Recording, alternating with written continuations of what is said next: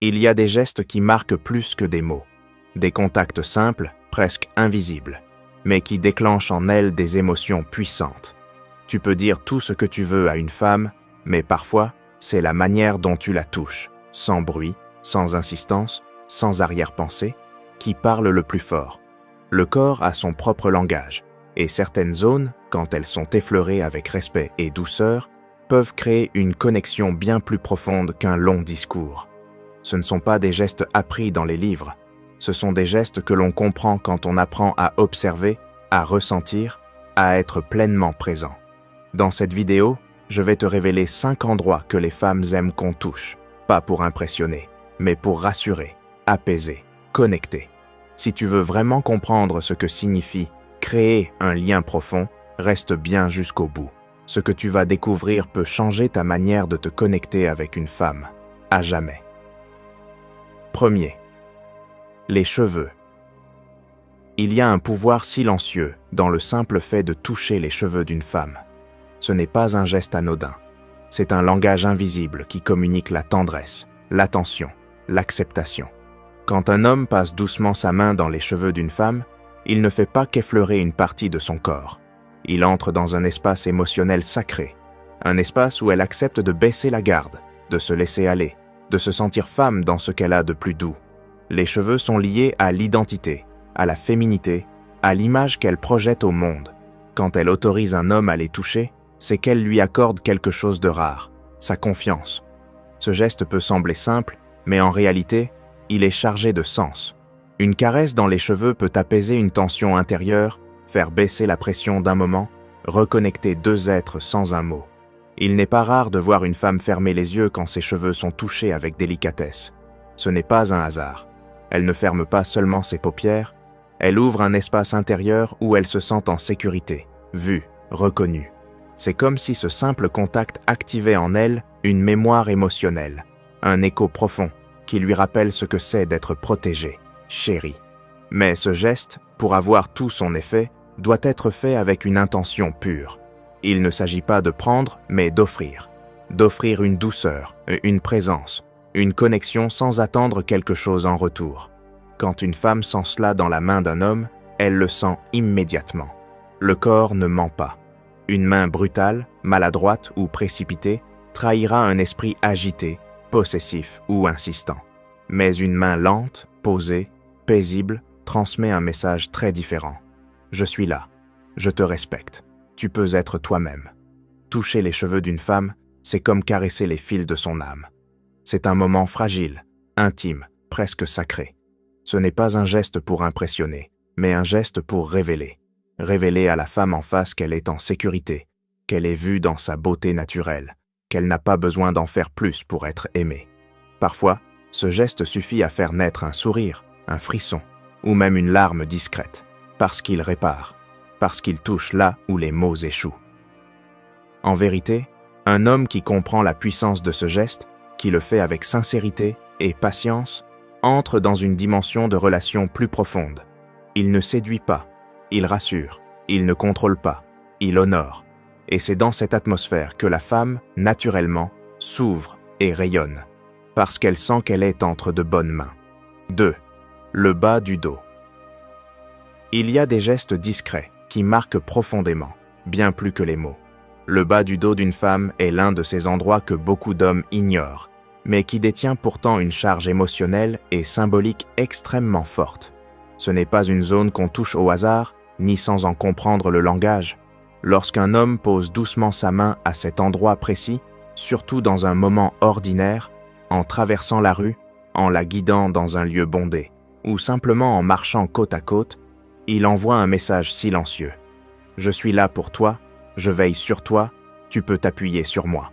Ce contact-là n'est pas intrusif, il est protecteur. Il ne s'impose pas, il rassure. Et c'est justement cette finesse qui le rend si puissant. Le bas du dos, juste au-dessus de la hanche, est une zone que l'on ne dévoile pas facilement. Elle se trouve à la frontière entre l'espace public et l'espace personnel. Lorsqu'une femme permet qu'on la touche là, même brièvement, c'est souvent parce qu'elle sent que l'homme en face ne cherche pas à prendre, mais à offrir une présence stable. Ce petit geste devient alors un ancrage dans le moment présent, une façon de dire « Je te soutiens sans te contrôler. Il faut comprendre que cette zone est liée à l'équilibre, à la posture, au centre de gravité du corps. Lorsqu'on touche une femme à cet endroit, on ne fait pas que frôler sa peau. On entre en contact avec son axe, sa stabilité, sa verticalité.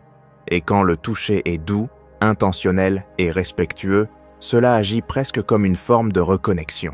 Ce n'est pas simplement physique, c'est énergétique. Cela apaise. Cela rappelle à la femme qu'elle n'a pas besoin de porter tout le poids du monde seule. Mais attention, tout est une question d'intention. Une main trop insistante, trop présente, briserait la magie. Il faut que le geste soit bref mais sincère, léger mais ferme. Un instant de contact, et puis la main se retire, laissant une sensation de chaleur, de stabilité, de sécurité. Et bien souvent, les femmes ne disent rien quand cela arrive. Elles ne vont pas nécessairement réagir de manière visible. Mais à l'intérieur, elles sentent, elles enregistrent. Ce geste reste gravé, parfois plus profondément qu'un mot doux ou un compliment. Car ce n'est pas un geste social, c'est un geste intime dans sa plus noble définition. Celui qui relie sans envahir, celui qui dit « je suis avec toi », sans bruit, sans besoin d'être vu. Dans un monde où tout va vite, où les relations sont parfois superficielles, ce genre de contact devient rare et donc précieux. C'est un art que peu maîtrisent, mais que les femmes ressentent immédiatement. Et un homme qui sait faire cela, sans arrière-pensée, avec une présence vraie et tranquille, marque l'esprit et le cœur bien plus que celui qui essaie d'en faire trop. Troisième, les mains. Il y a quelque chose de profondément symbolique et émotionnel dans le fait de toucher la main d'une femme. Ce n'est pas simplement un contact physique, c'est un pont entre deux âmes. C'est l'un des gestes les plus anciens et les plus universels pour dire « je suis là avec toi, je te respecte, je te ressens ». Prendre la main d'une femme, c'est entrer dans son espace intime avec délicatesse, sans bruit, sans forcer. C'est un geste simple en apparence, mais qui peut déclencher une cascade de sensations, d'émotions, de souvenirs. Car la main, c'est la zone du corps qui reçoit, qui donne, qui crée, qui exprime. C'est l'outil du cœur. Et quand un homme sait la toucher comme il faut, il ne touche pas seulement la peau, il touche l'histoire. La main d'une femme porte en elle tout un langage silencieux. Sa manière de bouger, de s'ouvrir, de se refermer, de trembler légèrement, de se laisser aller ou de se crisper, tout cela parle. Et lorsqu'un homme prend cette main sans précipitation, avec intention, il entre dans cette conversation invisible. Ce n'est pas un geste qu'on fait par automatisme, c'est un geste qu'on offre. Quand les doigts s'entrelacent doucement, quand la paume vient se poser avec confiance dans celle de l'autre, il se passe quelque chose qu'on ne peut pas toujours expliquer. C'est comme si deux mondes commençaient à respirer ensemble. Une caresse du pouce sur le dos de la main, un léger serrage, une pression relâchée au bon moment. Ce sont des détails, mais pour une femme attentive, ce sont des signaux profonds. Elle ne réagit peut-être pas extérieurement, mais en elle, ce genre de contact laisse une empreinte. Elle sent si tu es présent ou absent, si tu es tendu ou apaisé, si tu veux impressionner ou simplement être là. Et c'est cette sincérité, ce calme dans le geste, qui fait toute la différence. Une femme se rappelle souvent plus de la manière dont un homme l'a touchée que de ce qu'il a dit. Toucher les mains, c'est aussi créer un rituel. Se tenir la main dans le silence, dans la rue, dans une voiture, en regardant un film, ou même sans aucune raison particulière, c'est dire « je suis connecté à toi dans le présent ». C'est dire sans mots « tu n'es pas seul ».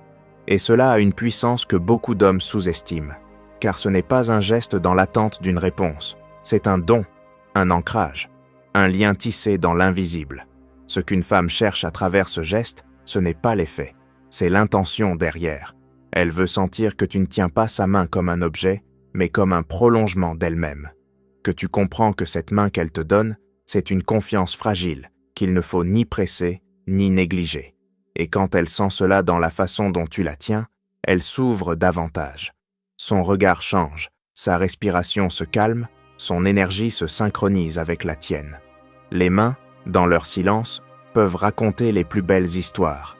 Et un homme qui sait lire ces lignes invisibles devient, sans le savoir, un poète du contact, un artisan du lien. Il ne parle pas beaucoup, mais quand il touche la main d'une femme, il dit tout. Quatrième, le cou. Le cou d'une femme est une zone d'une délicatesse rare. C'est une partie du corps à la fois visible et vulnérable, exposée mais profondément personnelle. Lorsqu'un homme pose son regard ou sa main sur cette zone avec douceur et intention, il entre dans un espace d'une sensibilité intense. Le cou n'est pas simplement une structure physique, c'est un lieu où passent les émotions, où se concentrent des tensions, où se cachent des frissons. Et quand il est effleuré avec respect, lenteur et conscience, il devient une passerelle entre l'esprit et le cœur. Ce n'est pas un geste qu'on improvise ou qu'on pose à la légère, car cette partie du corps révèle beaucoup. C'est un endroit où bat l'artère principale, où la peau est fine, où le souffle passe. Quand une femme laisse un homme approcher son cou, elle ne lui donne pas juste un accès à son corps, elle lui confie sa confiance. Elle laisse tomber un mur invisible pour lui permettre d'entrer dans un territoire intime où tout est ressenti avec plus de force. Une simple caresse à cet endroit peut réconforter une âme tourmentée.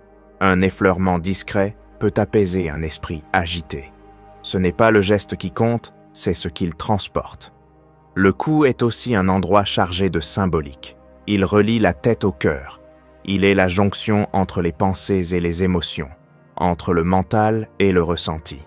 Lorsqu'une main, des lèvres ou même un souffle s'y pose, sans brutalité, sans intention cachée, cela crée un sentiment de reconnexion, un retour à soi, un apaisement. Beaucoup de femmes réagissent inconsciemment lorsqu'on effleure leur cou. Elles frissonnent, elles se figent légèrement, elles ferment les yeux. Pas parce qu'elles sont surprises, mais parce qu'elles sentent qu'on touche un lieu silencieux en elles, un lieu où se concentrent des souvenirs, des désirs de protection, de tendresse, de présence. Ce geste, lorsqu'il est bien fait, devient une manière de parler sans mots. Il dit « Je suis là. Je t'écoute même dans ton silence. Je ressens même ce que tu ne dis pas. » Et une femme ressent cela instantanément. Elle sait faire la différence entre une main pressée et une main paisible, entre un contact vide et un contact chargé de respect. Elle sait lire l'intention. Elle sait si le geste cherche à dominer ou à rassurer. Et c'est cette lecture fine qui crée ou détruit la confiance. Approcher le cou d'une femme, c'est approcher une porte invisible vers ce qu'elle a de plus sincère. Et un homme qui comprend cela n'a pas besoin d'en faire trop. Il sait que ce n'est pas la quantité de gestes qui compte, mais la qualité de sa présence. Il sait que dans le silence d'une caresse, dans la lenteur d'un mouvement, il peut dire bien plus que 1000 discours. Parce que le cou d'une femme, lorsqu'il est touché avec dignité et authenticité, devient un miroir.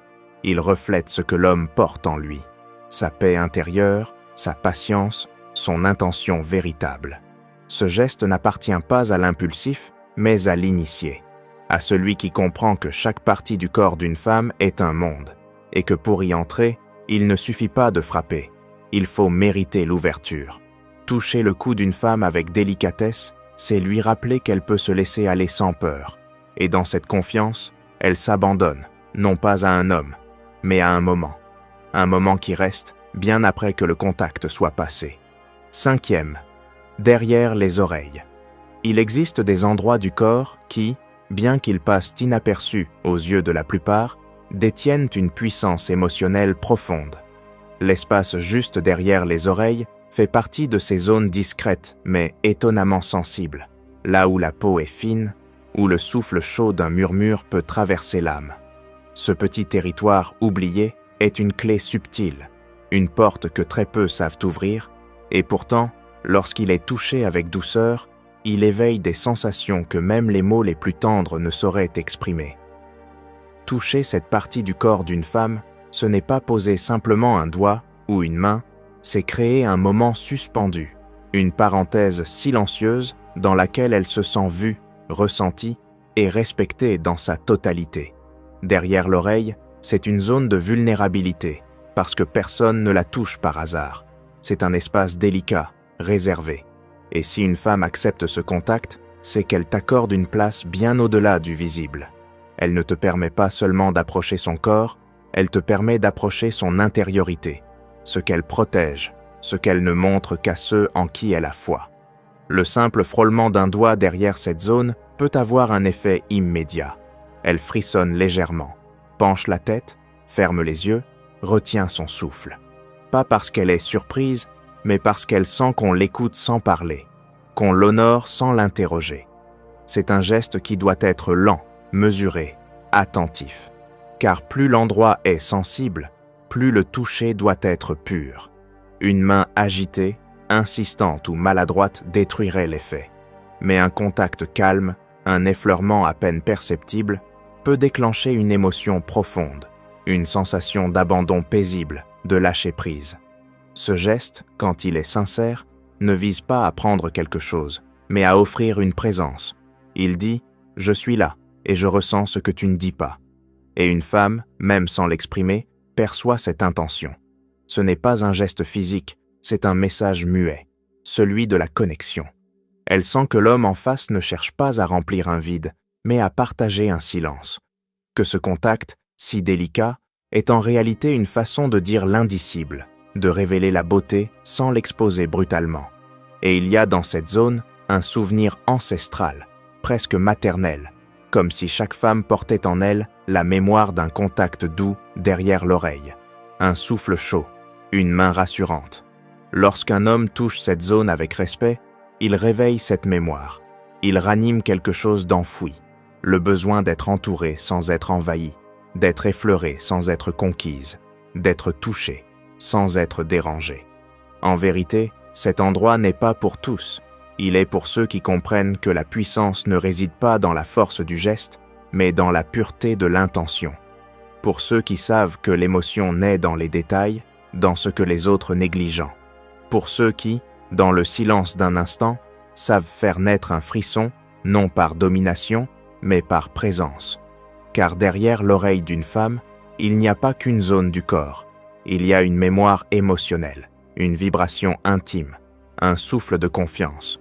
Et celui qui le touche avec conscience laisse une trace qui dépasse de loin le simple contact.